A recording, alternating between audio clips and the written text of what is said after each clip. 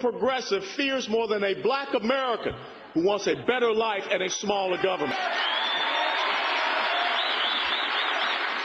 Well, you heard him there, and now you can hear him here. Former Republican Congressman Alan West. I mean, Congressman, they were revving up the presidential bandwagon for you. What did you make of the reaction you got? You just talked about Rand Paul, so he's the guy at the top of the heap when you look at that CPAC straw poll. Look, I just want to continue to say the things that are the truth that Americans need to hear, and not what they want to hear, Neil. What a lot of the folks in that room want to hear is what's going to be done about these, oppressing deficits and all that other stuff down the road. But then over the weekend, the same weekend, we get word out of party leaders that the debt crisis isn't an immediate crisis. What did you make of that? Well, I can understand it, and I listened and heard your initial segment with Mark Levin, and this is a very confusing message that you're sending out. If you are going to be a loyal opposition, if you're going to be the party of fiscal responsibility, you should recognize that this debt situation that we have, that is soon going to be $17 trillion, and by the time that President Obama steps out, it will be $20 trillion. And back when he was Senator Obama, he called President George W. Bush being unpatriotic. The debt was only about $9 trillion. So something has gone awry, and hopefully we don't see a GOP leadership up there in the House especially that is starting to take the baby steps back, because we do have this debt ceiling vote that's coming up pretty soon. We've got to stop this spending, and we've got to get the federal government under Congressman, and I always think there's a method to all madness, and I think that someone there or within the ranks of the party establishment must be saying, we can't aggressively push this because maybe in and of itself, pushing the idea of immediately attacking the debt, and then we don't, immediately backfires on us, and it will. What do you think? Well, I'll go back to the words of former Chairman, Joint Chiefs of Staff Mullen, who said that our debt is the most important, most critical national security crisis of this country. Now, if that is coming from the Chairman of Joint Chiefs of Staff, I would believe that everyone else in Washington, D.C. would get on board.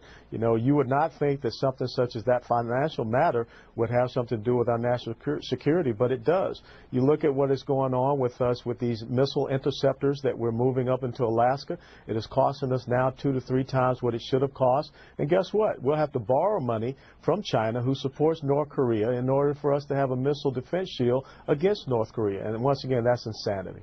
So when the president goes to Israel and he's talking about, bridging the divide with Benjamin Netanyahu, who is still cobbling together the last piece of this coalition government, will anything change? Because obviously, you're no stranger to the ill will between our two countries, and this is supposed to be a fence-building effort.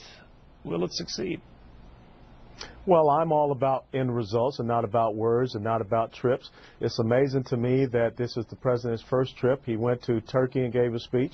He went to Saudi Arabia. He went to Cairo in 2009 and gave his infamous speech about reaching out and building bridges with the Muslim world. And now we see Israel in a neighborhood that is absolutely unconscionable and threatening to its security. So the little things that we remember the president saying behind the doors to Sarkozy, the way that he treated Prime Minister Netanyahu previously, I don't know that anything's going to change. Look, if it's very serious, he would go and say that we're moving our embassy from Tel Aviv to Jerusalem, and we would recognize that Jerusalem is the rightful capital. But of course, if you go back to the DNC convention just this last year, they had to add back into their convention platform that they would even recognize Jerusalem as the rightful capital of the modern-day state of Israel. So it's those things that I look at, not about the trips and visits and the words and the rhetoric. I want to see some actions. Real quickly, this discourse among Republicans has some thinking that the grand old party is at war with itself. Is it? Well, the theme of CPAC this past weekend was the next generation. We were talking about new challenges and timeless principles. And I believe that much the same with the relay race, you have that exchange zone. And it's time for us to pass that baton within the exchange zone, because if you don't pass it within that exchange zone, then you get disqualified. We don't want to see this GOP get disqualified. people have to realize that there's a new generation of voices, a new generation of conservative leadership. You look at the young people that were there, they're looking beyond the old stalwarts that are there right now, and we've got to move on, or else this party is no longer viable. So I believe that this is a question of transition in leadership, and if we don't do it at the right moment, we may see a party that becomes no longer relevant.